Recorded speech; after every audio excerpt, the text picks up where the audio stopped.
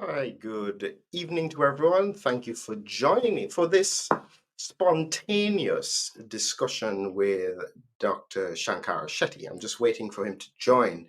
And so, in the interim, I thought I'd just share a few updates as to what's coming up, what I'm trying to see if we can get doing, what I want you to join. But as I was saying, this is an important discussion. Dr. Chetty has always been at the forefront of what's happening with regards to COVID 19.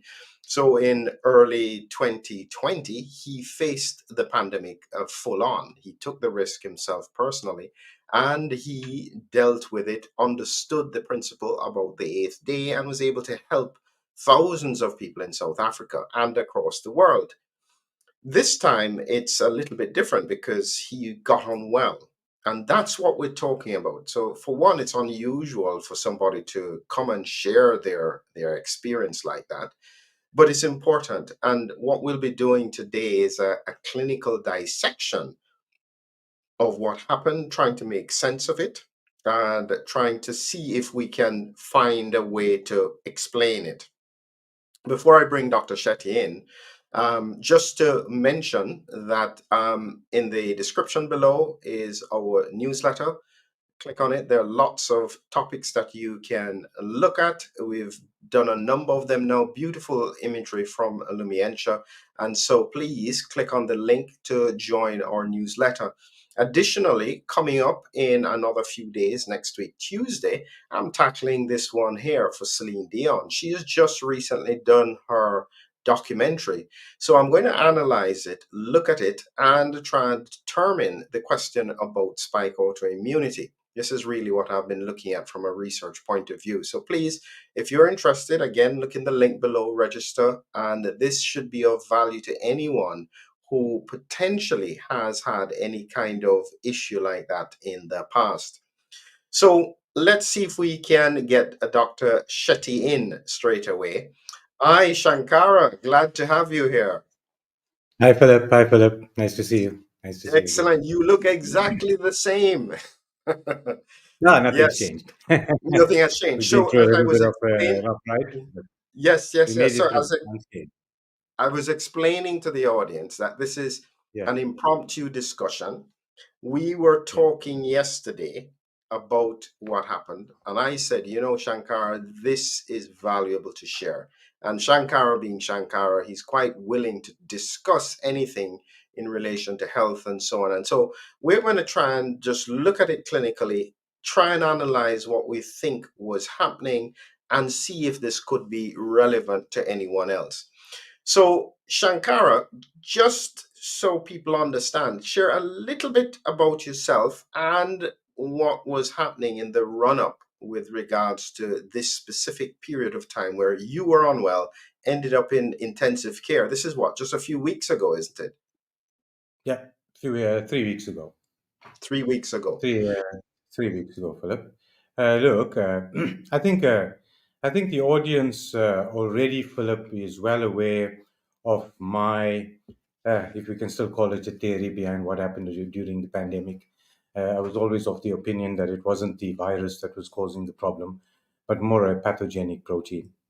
And in that first wave, the very sudden trigger of such a severe decompensation by a human being led me to formulate a theory on the possibilities, one of them being hypersensitivity and that kind of sudden response to things.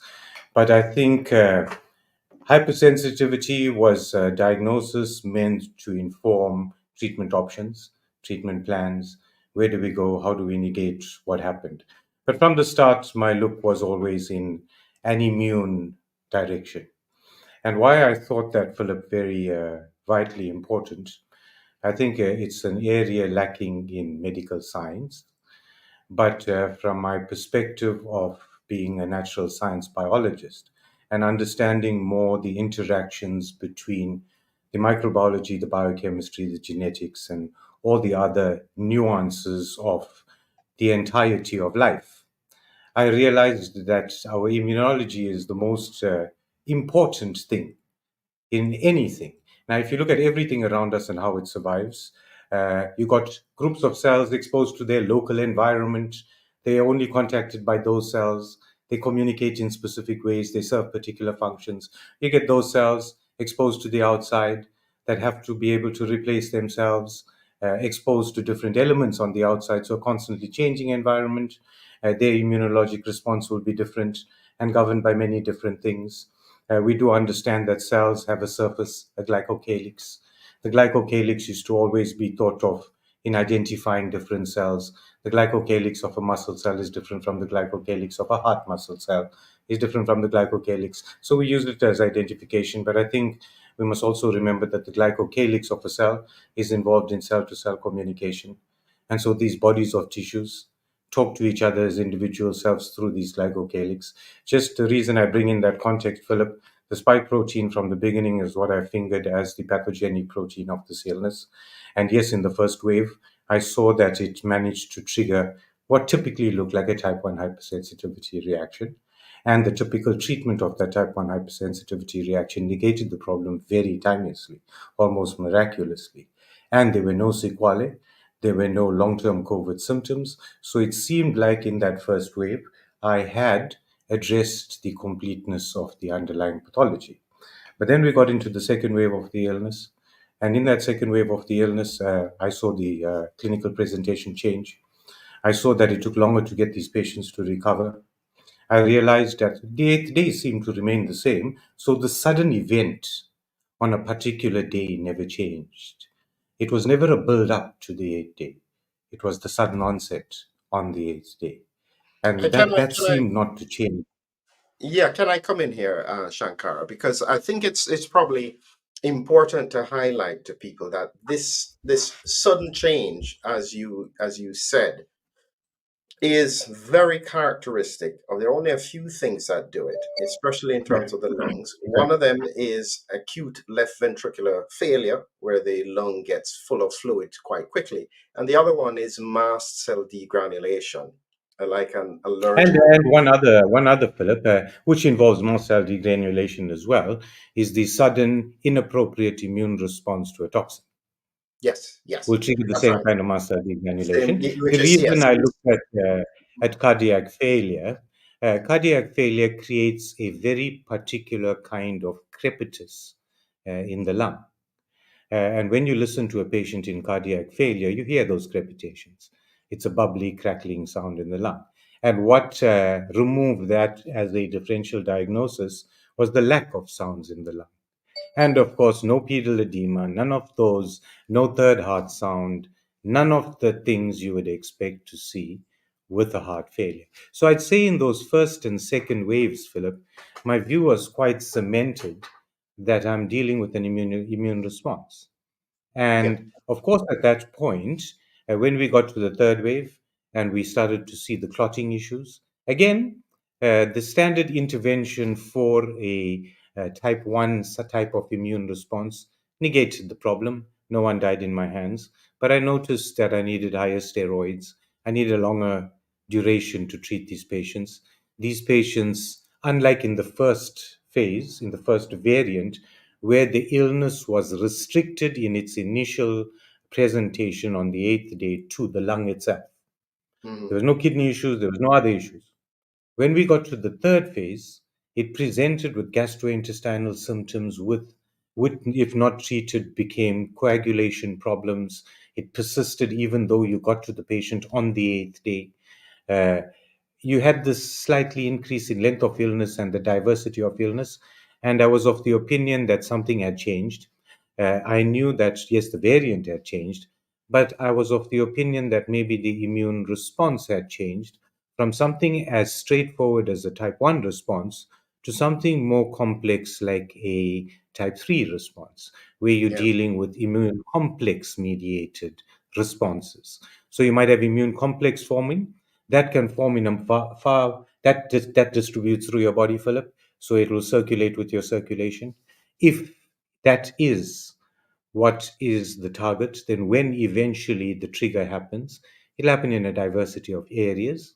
You might be able to stem the mediators that these degranulations might present with, but it'll take you a little longer to overcome the generalization of the injury it caused. It was not to a specific organ or a specific system. And I saw this progress through that area of the pandemic early on. As well, my concerns were around the spike protein being used in the vaccine. Gert, you and I have discussed that at great length as to what that might do. I think just to understand, we wanted to find the best way to negate all the mortality and morbidity in this pandemic at that point. And I had found some inroads into understanding the pathophysiology.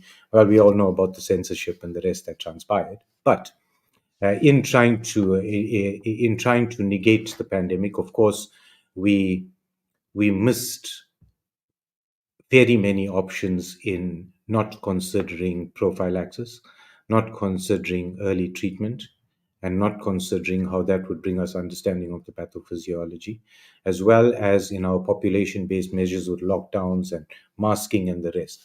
In all my experience, Philip, I have not yet seen an airborne pathogen whose primary means of transmission is not fomites.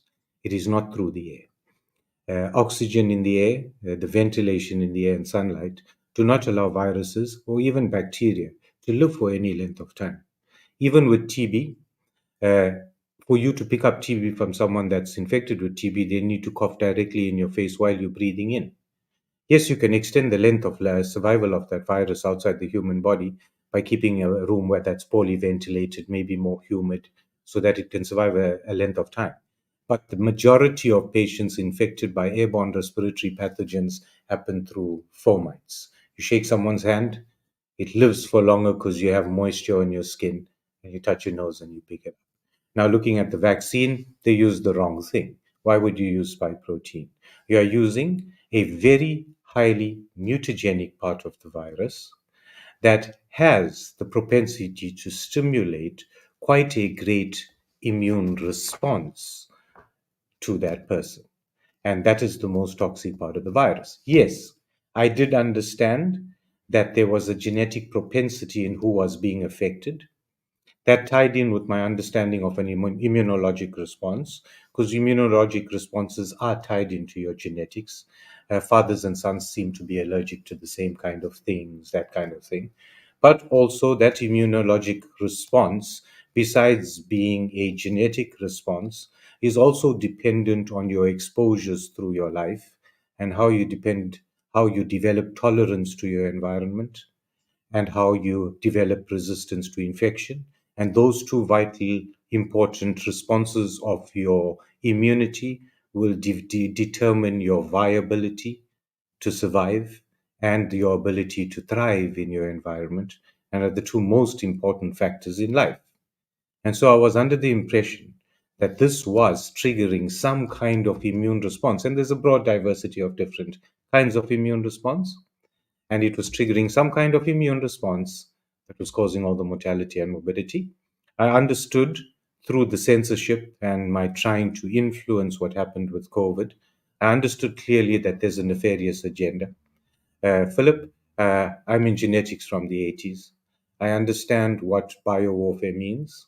I understand exactly the latitudes and possibilities that exist with such platforms and what those possibilities actually are. I understand how we can use immunology and our responses to things, because remember, in the design of weaponry, you want it to be discrete and discriminate. Otherwise, it's of no use to anyone. Now, when I look at what's transpired, these are the things that have sat at the back of my head from the start of the pandemic. It has led us into understanding a lot of the pathophysiology around the pandemic. Uh, we've also gone into understanding the way this virus exhibits bacteriophage activity with our looking at stool samples. It's taken us to the point where we understand the toxin production by these bacteria and how our microbiome is being targeted. And that is another means of causing mortality and morbidity. We've had many, many discussions out there about graphene oxide and all these other things that are considered conspiracy theories that I would not just pass by, get ethical people to investigate. We've had many discussions about the unusual post-mortem clots that embalmers were finding, and we now find that these are happening ante-mortemly, but luckily confined to those who took the vaccine, so likely to be related to one of the constituents of the vaccine. That gives us at least a direction to look at to figure out where the problems lie. But in totality, from my experience over these 4 years of COVID, this is what I've seen. And to end it all, I've seen the new variants. They are not that virulent, but they are far more contagious. And I'm seeing my patients getting them. I'm seeing some of my vaccinated patients trigger storms with either an exposure to a cold or a flu, or taking the flu vaccine. Those kind of triggering events seem to be very unpredictable. But understanding that they are inappropriate cytokine responses, I think I have a fair handle on how to negate them for now and how to treat them. And that extends to treating long COVID patients and vaccine injured patients, as the understanding of the underlying mechanism that's causing these problems with these patients. And so I want that's to where I pause it am. here. I want to pause it here a minute, Shankar, because I'm just listening to you, and I want to make the audience aware of something. People change after a near-death experience, and listening to how frank and to the point you are now, you are a man on a mission with saying that, listen, I have something to say. I have something important to give, and nobody's going to stop me. I can just feel it coming through, that very clear focus that you're not afraid to speak because you already came that close. Is that about right? I'd say, Philip, what I'm saying, I've been saying from the start of the pandemic. Uh, I've been ignored, I've been censored, I've been banned, I've been ridiculed. I understand this is new science. I understand that it's a new perspective to science, but I place my faith and my conviction in the patterns I've studied all my life in nature around me. And that is my grounding, that I see these patterns and I cannot take them for granted. And I understand the processes. Uh, we've come out with this vaccine, just to put some context there. I'm of the opinion that, well, we're dealing with an inappropriate immune response to a pathogenic protein. There are many ways to attack that protein. We've addressed many toxins in our lives, in the way we treat tetanus, in the way we treat rabies with anti-rabies toxoids. We've known how to address these things when they occur. I'm not talking prophylactic measures, Philip. I'm talking if we realize an inappropriate trigger that's going to cause the production of antibodies that will have implication in the future, then we know how to negate that when the event happens, like how we negate erythroblastosis fetalis by checking the blood groups of patients before they deliver, and understanding that that mixing of blood, that little mixing of blood during delivery, might impact on the next pregnancy. And so we make sure that patient gets an antibody injection so that if any are formed, we negate it. Now, that's an intervention that can only occur if you can predict a point in time where that's going to happen. Cannot be done prophylactically, and it cannot be done therapeutically once the event has been triggered. Then, once the event is triggered itself being an inappropriate immune response, there's nothing hard about shutting down that response and being considerate of the type of mediators and clearing those mediators, as well looking at the different systems that were put into place. Now, where my gravest concern lies is that my understanding of nature and the balances that nature bring to us is something that should never be touched.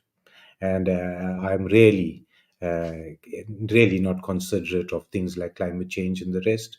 I don't think we are that important to this planet, because I've seen the power of nature and its ability to cause balance and rectify that balance that's supposed to be there. So I know that nature will bring back this balance. But in saying that, Philip, a lot of my study has taken me to understand, and where I think there's a paucity of information, is to understand the interaction between all these players and the equilibriums at play. A randomized clinical trial just tells you about one medication. We need to know how things interact with each other, how they enhance each other, how they suppress each other. All these minute interactions are of vital importance. One of the subjects that I've studied quite intensively is called population genetics, and that looks at the interaction of different species and how nature grows or suppresses different species dependent on the resources that are prevalent at that time and maintains a balance. Now, we have a lot of game reserves in South Africa with a large diversity of species, and we have people that settled around these game reserves that are dependent on hunting these endangered species for their livelihoods. And we went through intensive look at how to balance this. And what we did was we created a game reserve where it was fenced. There were deliberate gaps in the fence, and these gaps were spaced exactly where the settlements were, close to where people had inhabited the place. And we made a deal with all the people around to say we expect nature to balance whatever's in this game reserve. If there are too many herbivores, then there will be flourishing of carnivores, and each thing will balance itself out. But the one thing that is limiting is the availability of resource. And as soon as resource becomes unavailable, you will get the population that's starved of that particular resource migrate out of those gaps in the fence, looking for more resource. And you are allowed to kill any animal that walks out the gap in that fence and use it for your economic gain. And we found a great balance between that. We did look at species diversity and how to maintain species diversity. But what that taught me, Philip, was that even the slightest influence on the genetic species diversity of a population is an extinction wide event. Yeah. And So what has let's happened to people around us, I don't think humanity understands the gravity of what stands before us when we talk of biotechnical research, no matter yeah, what it is. absolutely. So now let's go to the meat of the matter. Okay.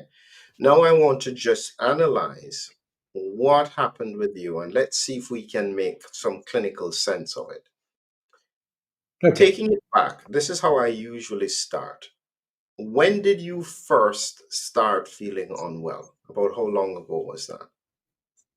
Well, that was, let's say, about 4 weeks ago, Philip. I'll take you Oh, through the look. yeah. I was corporate Start with the mentored first through the symptoms.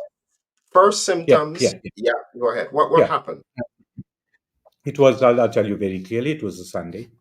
I was doing some work in my practice, and by that evening, I had developed some nasal congestion. Of course, I thought it might be exposure to the dust and the rest. I was doing some cleaning, and you know. And by Monday morning, I had developed body aches and pains and a low grade fever. So immediately I knew it was an infection, right? But the sinusitis that I had developed was completely dry, unusual, completely dry. I could feel the congestion, but there was absolutely no production to it. Uh, I had this low, strange, low grade headache. It seemed very unusual. And besides the generalized body aches and pains and fever, there was nothing else wrong. I'm That just was on. checking. What about smell and taste? I did on the second day, Philip. That was the Sunday. I noticed. Monday, I knew I had an infection. Hmm. Sunday being my first day. By Tuesday, I had noticed that my taste had been altered a little. I could smell things, but food didn't just taste the way it did. Especially as again a slight bitterness to things. You know, anything that had a bit of spice had a bitter aftertaste. That kind of thing. That was by the Tuesday itself. By Wednesday, the fever had broke. The body aches and pains had started to subside, Remember, through this period, Philip, for the Monday, Tuesday, and Wednesday, I wasn't at work. I had a locum working for me, trying to just diversify my practice a bit. And so at least I had someone to take over those 3 days. By Wednesday, the fever had broke. The body aches and pains had subsided. I felt a world better. But the nasal congestion and the dull headache remained. Right? They remained, but I had no other symptoms. And I kept So, thinking to myself, this is a very unusual, feels very unusual. On the Thursday, Friday, and Saturday, I was actually back at work. I had no fever. I had no constitutional symptoms. I just had the slight burning in my nose and the slight dull headache, and I kept hydrating, thinking, it'll pass. Uh, that was the Thursday, Friday, and the Saturday. Uneventful, really. On the Sunday, I had some work to do, 40 k's away. So I had to go do some shopping, household chores. And on the way back, walking from the store to my car, this headache gave me a slight muzziness, I'd say. They talk about brain fog. I couldn't mm, call it brain fog, but I had this slight feeling. And as I started walking towards my car, Philip, I started to notice I'm getting double visioned. okay, pause Strangely there a double visioned. second. So when you say double vision, so you mean that vertical, horizontal, or was it any difference? It It just was it was horizontal double vision, yeah. but it could be negated with concentration and focus. And what about, and I guess if it covered any of the eyes, it disappeared. You were seeing Yeah, normally it out of both disappeared. eyes. Yeah, when I covered my eye, it disappeared, but there was still a not normal, slight blurriness, right? Mm. Slight blurriness of vision, and it wasn't constant. It occurred, and when I blinked, and it went away, right? It happened, I'd say, 3 times, but for a period of a few seconds. So it happened and then just disappeared. So it wasn't, yeah, it was a concern, but not a grave concern. I was I'm just corpus curious, mentis. any change with the headache at that time, or was it the same? It just remained the same. It just Remained the same. remained the same, that would say. And then I drove back home, Philip. I got home. Uh, I at that time, remember, during this week, Philip, I was on hydroxychloroquine and zinc. I was taking antihistamines just to. I didn't see the need. My nose was dry, but I thought, hey, God put this in front of you. Don't question it. And so I took it. And then on that Thursday, before this happened on Sunday, that Thursday during the week, I stopped by the lab. I did my CRPs, interleukins, D dimers, just to see everything's in order. Everything seemed absolutely normal. My D dimer at the time was 421. Below 500 is considered normal. So I was happy with that. And on the Sunday when this happened and I came back home and it was strange, it dawned on me, but I don't think with the appropriate gravity, Philip, for someone that's at the front. I think doctors are the worst patients. Uh, but yeah, it dawned on me that it was my 8th day Hmm. and I was getting double vision. And in the Omicron wave where I had a reaction, on the 8th day, I started feeling strange. And on the 9th day, it triggered a widespread disseminated intravascular microcoagulopathy. Wait, And hold on. that's You're called, giving us a diagnosis. Give us the symptoms first. well, at that point, Philip, I collapsed, All right, suddenly hold on. collapsed. So this is on the Monday. This is not this time. This is not this time. This was the first time this happened 2 years ago when I Okay. had Omicron, right? I had Okay, so Omicron. you had so take me through this. I didn't realize that. So when you had Omicron, eighth Yeah, day you that's when had I the let my guard down and symptom, stopped sterilizing my hands after every damn patient. I let my guard down and I picked up Omicron. and Went through so the worst, so right? just take me through that. That's important. So two Well, years ago, yeah, Omicron, exactly the same kind of symptoms. The yeah, sinus inflammation was far worse, still dry, but far more burning, discomforting, all that kind of thing during that week. yeah. Again, exactly on the 8th day, on at that time, exactly on the 8th day, I was improving. Exactly on the 8th day, suddenly, I lost my smell and taste, just Mhm. suddenly. And I wondered, how come did I suddenly lose my smell and taste? And then it dawned on me, hey, it's your 8th day. But I disregarded it, Philip. I said, it's your 8th day. It's not that bad. Ah, you know, the next day, and I started prednisone, thinking, well, you caught the tap before anything happened, and you'll treat it accordingly. Because I knew how to, manage it along the way. And I took some prednisone on that day. The following day, felt fine, didn't do any bloods. Decided, well, I need to be back at work on Monday. So I took a brisk walk, which is the worst thing to do if you're suspicious of microvascular coagulopathy. I came back, sat at my desk, and my son was with me. I lost consciousness. He said it looks like I went into complete spasm. It took a few minutes for me to start breathing again. He said they kept checking and I had a pulse, but I was completely unconscious and I had stopped breathing. When I got my breathing back, I regained my consciousness, and it was like absolutely nothing had happened. I was completely lucid. I kept saying, "No, you're lying."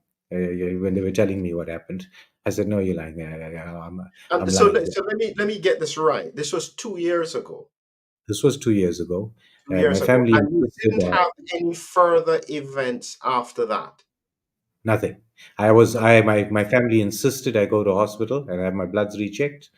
Everything came out normal besides my D dimer, which was normal before, and it went up from 400 and something to about 900 and something. So I Yeah. was given a heparin. I made sure I asked them to check my platelets so that I don't end up with, we talk about disseminated intravascular coagulopathy causing thrombocytopenia.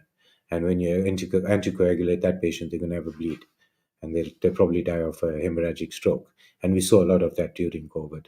We're trying to anticoagulate patients with heparin. So I heard my concerns. Within that very day, they gave me heparin. The very next day, my D-dimer had restored back to normal. I was corpus mentis. And of course, I was being terrified of injected or probed or swabbed while I'm asleep. So I said, look, I'm feeling fine. I'm going home. So at that event, Philip, I had spent one night in hospital. But I was out of the woods and I recovered completely and I was back to work in no time. And I Excellent. So, understood clearly what it meant. But what okay. that cemented, Philip, Yes, go ahead. Yeah. what that cemented in my mind was the importance of that 8th day. Yeah. I distinctly saw the change. I Okay. So suddenly let lost my smell and taste, and it had consequence that me as a doctor, understanding my state of health, didn't even notice it or predict it. Okay. So let's pull Right? it back Because it now. was a silent issue, you So know? let's pull it back now. So we have that background 2 years ago. We come Yeah, around to this time. So this is now still about 3 weeks ago. yeah, You yeah. had the episode of double vision on the Sunday. Right. You were then Yes. fine for the rest of the Sunday. Yeah, I came home. I was fine. I had dinner. I just had the slight thing going on, and I thought Mm. maybe it's my sinuses or uh, Yeah. headiness. Maybe the sedation of the medication I'm taking. Mm. That kind of thing. But the things that I was aware of, Philip, was that in that first episode, it targeted coagulopathy. I was seeing this with patients, Philip, where when a patient had COVID and it attacked their lungs. Now, when we're getting the new variants, if they have a cytokine response, be it to a COVID variant, an influenza variant, a vaccine, whatever the cytokine response might be, it seems to be the same as it was with the initial cytokine response. So there's a system propensity, you know, and that seems to be different with different people. That's the reason I was speaking about blood groups, major histocompatibility complexes. How do we form antibodies? Those kind of things. Now, yeah, so I got home that evening and I went to bed that night, and a lot of it is a blur. A lot of it very lucid in between. So I had periods where I was completely unconscious, and I had periods in between where I was perfectly lucid. Knew exactly where I was, what day it was, where I was. I just missed that period. that happened. Was And that what something transpired, like a seizure then? Because not well, many Philip, it things will make changed, you lose it consciousness. evolved. Yeah, it happened. It happened 3 times in a period of about 20 hours. The first one occurred that Sunday night in the middle of the night. According to my wife, she heard me scream. She thought it was a nightmare or something like that, and she just shook me awake. When she shook me, I was quiet, and she thought, well, I woke up and then she turned to look at me, and I had my hands across my chest. I was unconscious, and I wasn't breathing. And she checked my pulse, and my son came in, and they started doing pulmonary resus. I think after about a minute, I regained consciousness. But in that consciousness, I was lucid but confused. I was talking logic, everything was logic, but I was in the wrong place. My wife said I wanted to examine her, and in that few minutes. And then suddenly, after a minute or two of being in that state, I regained complete consciousness, and I refused to believe what happened. I said, no, I'm fine. What are you guys talking about? You know? Mm. And they So watched that, me. that does sound as I, though it could be one my of those pressure, post-ictal passing periods. event. Yeah. Yeah. So I checked my blood pressure, and I was looking for a post-ictal period. I had no lack of memory, any focal neurologic deficit, anything. And when I questioned my son at that time, he said that it looked like your spine went into a complete spasm. The spasm was so great that you couldn't take a breath, and you lost consciousness. Right? Mm. The Was that minute when the you were spasm admitted to stopped, hospital? yeah, the minute the spasm stopped, Philip, I managed to start breathing again, and then I regained my consciousness and lucidity. My family, look, I can be a stubborn person, and yeah, my son and wife sat there, and I said, look, it's a transient thing. This happened before. I know it targets my red blood cells. So right there when this happened, I took 50 milligrams of prednisone, and I took an aspirin and a colchicine. And I said, look, I know how to treat this. Let's just be on the side of caution. Tomorrow morning, first thing Monday morning, I'll go back to the lab, I'll repeat my bloods, and I'll know where I need to act on this, right? But with the understanding, Philip, that in the first wave, it targeted my red blood cells, right, and Mhm. triggered the coagulopathy, right? Uh, at that point, they watched me through the night. I was fine. I got up that morning, had a cup of coffee. I was getting ready to get started with. I had a meeting with some of the doctors working for me, and I went upstairs. And my son said he was standing next to me. He saw me turn. He could see that I wasn't there. I turned. Again, I went into that tonic spinal spasm. In that state of spasm, Philip, I stopped breathing. I was not conscious at that time, but I was lying there in a absolute tonic spasm, which he looked at as a seizure. He said, Dad, that was a seizure. That second episode, Philip, they couldn't get me out of. They called the paramedics in. The paramedics eventually managed to resuscitate me, and they rushed me to ICU.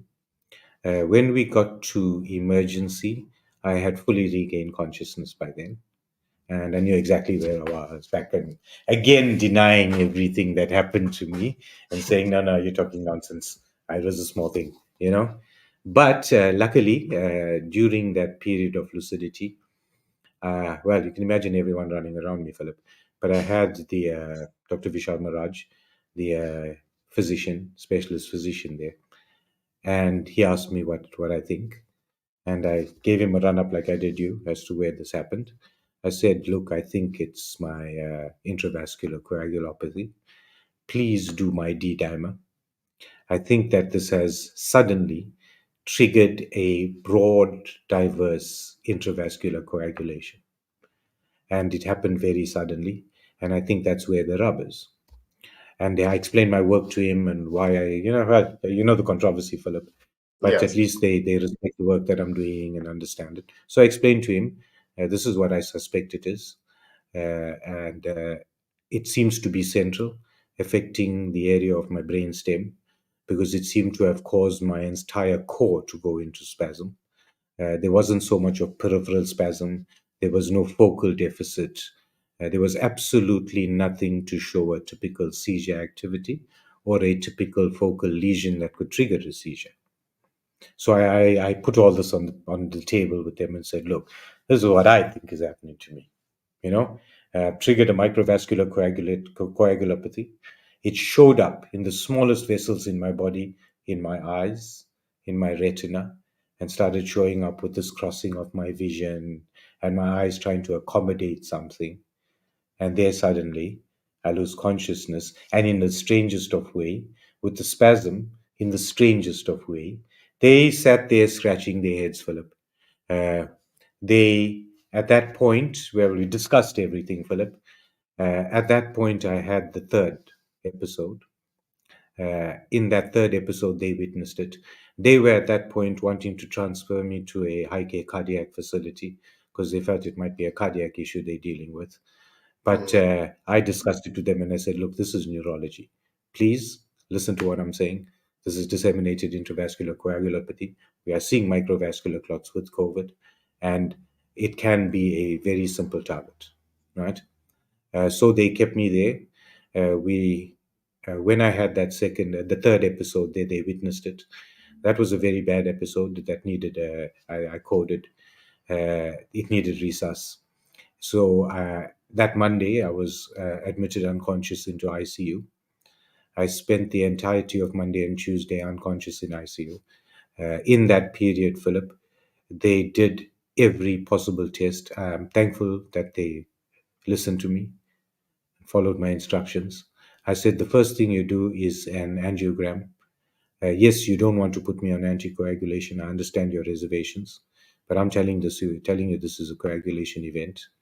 So the first thing you need to do is rule out a bleed and put me onto anticoagulation. Hold on. The Was there a only second? thing, Was there, just to fill in there, Philip. When I went in conscious, they ran every blood test in the book, right? My kidney function, my liver function, the whole truth. I said, but you make sure you run an IL-6, the D dimer, and the CRP.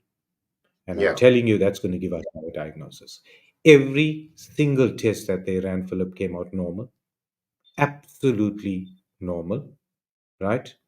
My D dimer had gone from 421 to 6,000 overnight. Mm. And that's the reason, and I said enalapril. Besides enalapril being an appropriate anticoagulant, it is also an antibody almost to spike protein. It has Enalapril, you said, or heparin. yeah, heparin, Heparin, yeah. heparin, heparin, Heparin, yeah. So you heparin. wanted now. That's So an let me just injectable clarify heparin. something. Yeah. So let me clarify something here. I'll I be told talking. them, I said, look, injectable heparin for Yeah. now. If not, you're worried about my platelets? Xarelto, rivaroxaban. It works. Okay. Pause here a second. Was this intravenous heparin or low molecular weight heparin? Any difference?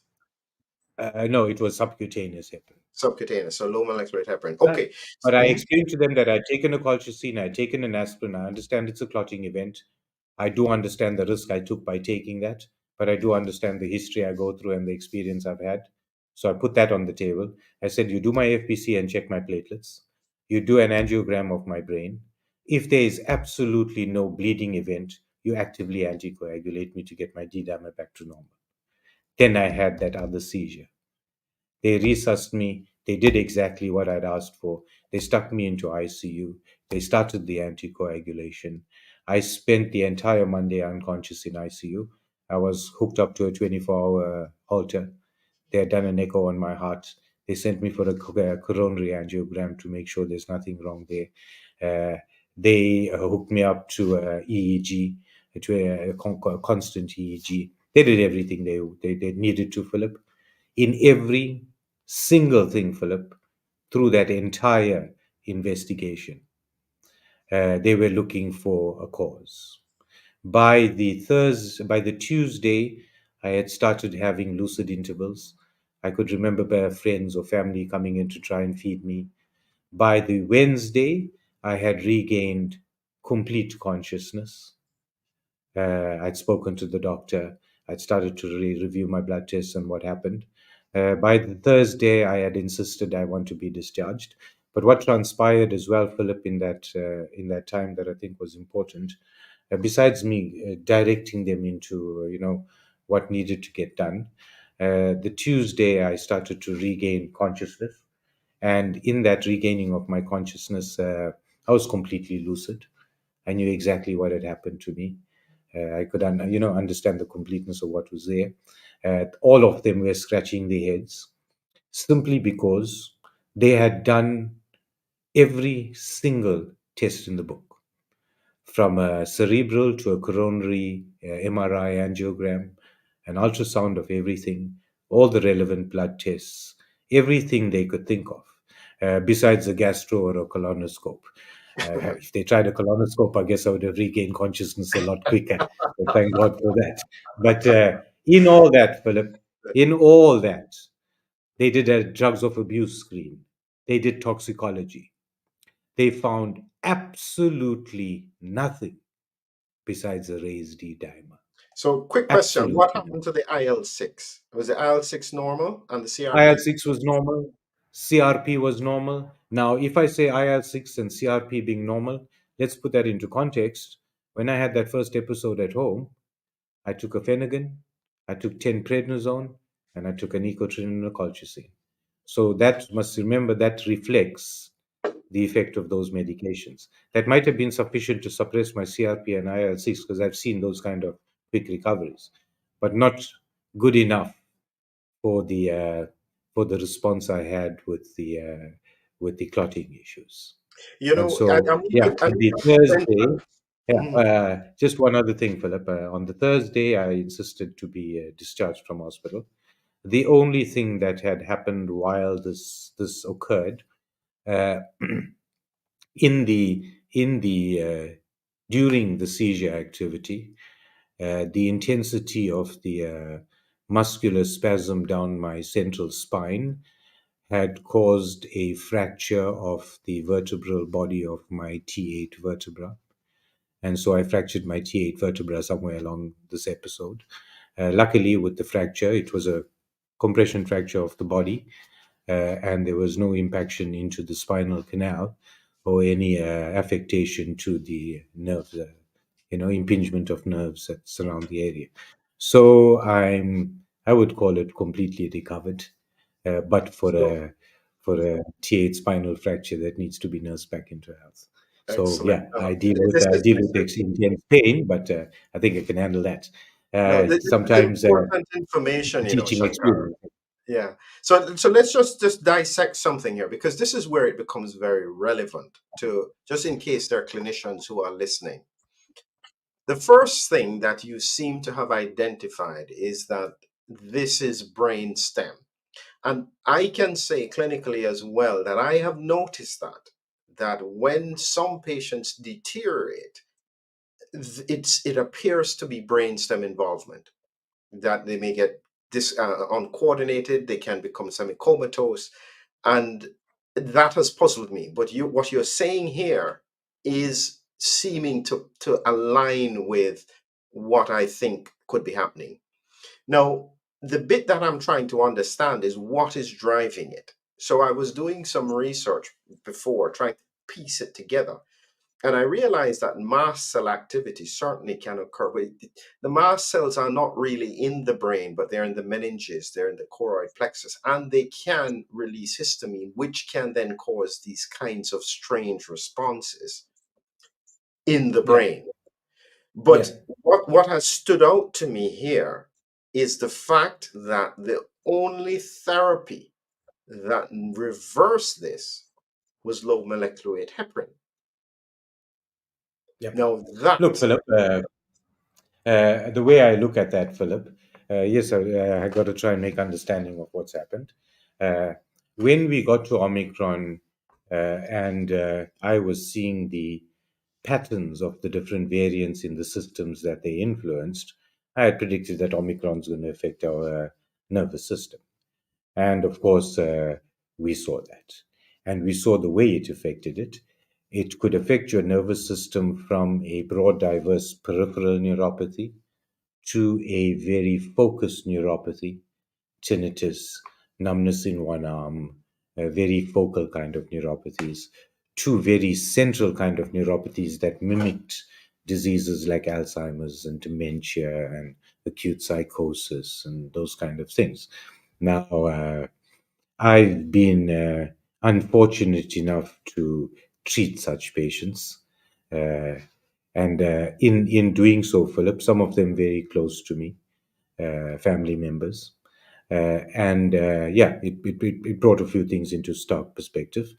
Just to put just two simple cases. I had a family member on the 8th day start to become aggressive. By about the 14th day, he had now been hospitalized with acute psychosis.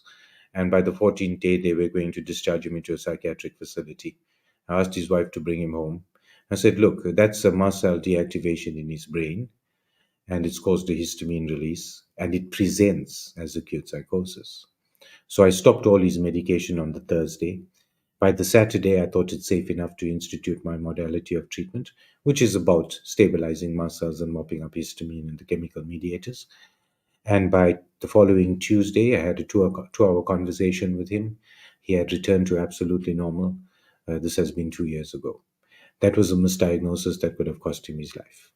My dad got out of hospital, had a knee injury, was recuperating with a cousin. I got a call a Sunday morning to say for the last 4 days he doesn't know where he is. He's wetting himself, trying to jump out the window. So I rushed off to Pietermaritzburg. On examining him as well, Philip, no focal neural deficits, no typical pictures that you'd see with Alzheimer's or dementia. Yes, it looked like senility, but senility to creep in over 4 days is highly unusual. These are not the way neurologic conditions present. There's got to be some initiating event. And so I looked at him and I thought, did this man have COVID and is he having a reaction that's triggering this? So I drew his interleukin 6, his D dimers, and his CRPs. And on the way home, I dropped it off at the lab. By the next morning, I got the results, and all of them were sky high. He was having a cytokine reaction to something. I immediately started him on the medication that I thought necessary to calm it down. That was on the Monday. By the Thursday, he was completely back to his old self, knew where he was, and could sit and discuss the politics of the country with me. He would have been put away as a patient that had developed senility and left as a lost cause. Now, these are the things we're seeing going on around us. And so I understand the diversity of what we face. And from me going to hospital, Philip, from me finding a way through this, from me understanding how quickly it took me, from me understanding that prophylaxis really didn't save my life. I understand, and this is where I feel the virus and the vaccine, in the way they were designed, uh, every exposure to the virus in an unvaccinated patient leaves you at risk of being sensitized by the spike protein. And that sensitization can occur in any tissue in your body. And I think that that tissue is determined by some genetic predisposition, blood groups, histocompatibility complexes, exposures through your life, your tolerance to your environment, those kind of things. That kind of exposure is with the virus, hopefully transient. But with the vaccine, it is an exposure that again is targeted and will be dependent on your genetic constitution as to which organs actually get targeted. Remember, Philip, we know the biodistributions throughout the body, but biodistribution is one thing. Incorporation into a cell membrane is something else. Let's not even get into the contaminants that we saw in the vaccine and the poor marketing of it and the way it was not transported accordingly and what comes with that. But if you just look at the RNA and what it was meant to do in creating spike protein and us understanding its biodistribution, Philip, you and I from the start been talking about spike protein being a membrane protein. And if the body makes this protein, it will get incorporated into the cell membranes of the cells that make this. Now, of course, I think that there's a genetic predisposition into which cells manufacture spike, because in some people it's renal tissue and in some people it's cardiac tissue, and so we're finding spike in a lot of different tissues. but not necessarily everywhere. So I think the ability to incorporate spike into your tissue has a genetic predisposition. But what that actually does is it primes different people in different ways. So we're sitting with a population where some are primed, some have their livers primed, and some have their kidneys primed, and some have their hearts primed, and some have their neurology primed by their exposure to this single toxin, spike protein.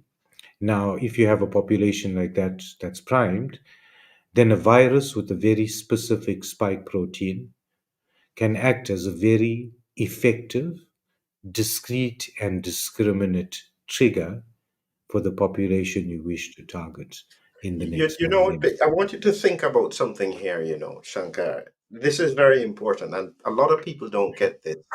And it's because I look for it why I see it. A lot of people don't even know when they were infected because Yeah, sometimes symptoms are so mild that they just ignore them. And then 3, 4 weeks later, they have significant pathology. As you say, it could be kidney, could be heart, could be brain, whatever. And I have noticed from a clinical point of view that if you go back carefully and you look for that prodrome, you usually find it. And so yeah, you're right in the sense that there is a time delay between the exposure to the spike and the manifestations of disease. And very yeah. easily, people will not connect the two. They Unlike, won't connect the two, Philip. They will be discrete. They will be discriminate. And so even if you have a pathogen that spreads, if we have a pathogen that liberates a certain variant of spike protein, and that variant of spike protein triggers an autoimmune response to people who have developed receptors on a particular organ system. So let's say your blood or your vessels, then that particular variant will trigger all the people that were primed in that way. And so we'll have a similar disease with a group of people presenting with hemorrhagic coagulopathy kind of illnesses. And that would tie in with what we would be sold as a new variant causing hemorrhagic problems. So yeah, it's not indiscriminate. They can group it together. But I think it's time we realize we've been primed. In one of the interviews we spoke about, Philip, I mentioned that I'm of the opinion that they've changed the physiology of the entire planet. And what I mean by that is how we respond to the things around us. And what allows us to survive and thrive is our ability to tolerate our unique environments and our ability to resist the pathogens that might influence us in that environment. And it's a balancing act our immunity is more than adapted to take care of. It's the reason we thrive, it's the reason for our existence. Now, the fact that this has happened and the fact that I am of the opinion that the root of the problem lies in the understanding of immunity or our lack of understanding of how the different immune mechanisms interplay with each other. And this is occurring throughout nature, Philip. It's balancing everything around me. And our lack of understanding, and more importantly, the understanding of certain people with nefarious agendas of how this works and using it to suppress certain information and use certain knowledge for the wrong means.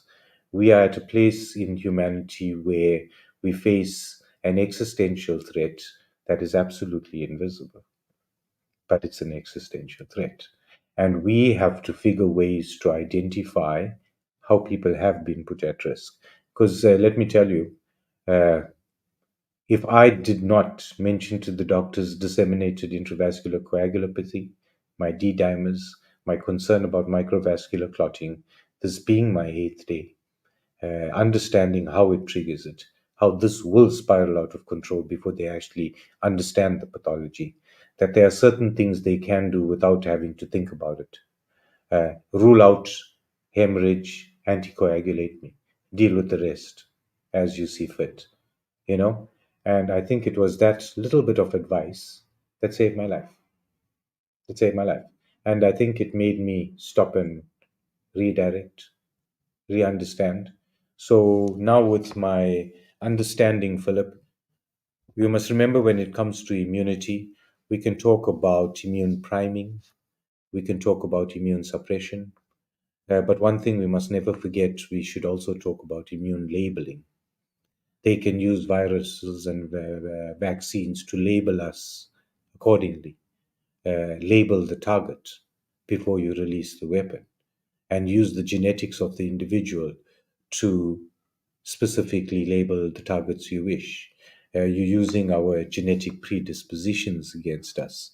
Uh, so the variants, the vaccine, all these kind of things can act as priming, and for them to release the appropriate trigger whenever they feel it absolutely necessary. But I think, Philip, I understand it's a spiritual war. I've mentioned this to you many times. Everything that's happened to me along the journey, I think, was meant to happen, meant for me to understand, use the knowledge I'm blessed with to gain understanding, for us to use it to save lives. Uh, I do understand what humanity faces. I mean, last year I did a pilgrimage to Mount Kailash to sit in front of God and figure out where we're going. It's something I think is vitally important. Uh, I know we'll not solve this problem on our own. We might be given insight into what's happening around us. I think for the moment, humanity hasn't yet come to grasp with the gravity of what faces us. Uh, we are at the brink of extinction, and we're still far from understanding how that's going to happen. But a simple understanding of the nefarious agenda, how immunology works, how we can be targeted, how they've actually targeted us, will bring us solutions. And I'm sure if we can cure things like erythroblastosis fetalis, snake venom poisonings, things like tetanus toxoids, and how to negate that, I think humanity has great potential. And I'm sure we'll solve the problem if you understand the problem and simply accept the extent of it. Underestimate it at your own peril. And so I prefer overestimating it and being prepared. And so this has been a teaching experience for me. Just in case people listening don't understand this, I know listening to Shankara that this is somebody who is now thinking and looking at a different level. And so what he says, even though it may be controversial, and I may have to clip out bits on certain channels because they won't like it, but what he is saying is coming from somebody who has just been right to the edge and has come back with a message. And it gives us hope, Shankara, because I think that one thing, just in case there are any clinicians floating around, that one thing about heparin, I didn't realize until I started to research it a bit that heparin also stabilizes mast cells. It's anti-inflammatory as well as it is it's anticoagulant. And it was used certainly in the cytokine storm, but if they used it too late, you can't negate Yeah, it the with trigger just bleeding. on its own. If you allow You the know, coagulation to take place, the platelets get mopped up, and eventually, when you decide to use a heparin, you trigger bleeding. And so yes, once platelets count goes down, you got to go to mechanisms or modalities that don't have that as a risk factor, like your rivaroxaban and that kind of thing. Yeah, Philip, it's been a crazy journey. Yeah, I do know I came to the edge of my life, but mind you, I think you know me. It's not the first time. I challenge the boundaries. It isn't my job to keep me alive. Strangely, Philip, my mum and one of my dad's uncles, both of them came to me at the end of their lives to help me see them to their demise. And I helped them through that. It caused a lot of controversy in my family.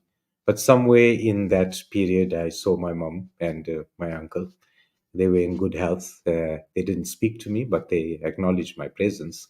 And me being the naughty kid I was under the impression I did something wrong, and they were there to admonish me. But yeah, I'm still here. And so, yeah, I think it re-established and reinvigorated my understanding that we're not alone. We are all joined together by a common thread. And I think that common thread is love and compassion. And yeah, so it's not a war that's unwinnable. Excellent, excellent. I can't ask for a better ending. Thank you very much, Shankara. And thank you, everyone who has been with us and saying wonderful words about him. I think that this is an important record. That's one of the important things I thought, just for people to reflect on, especially people in the clinical world.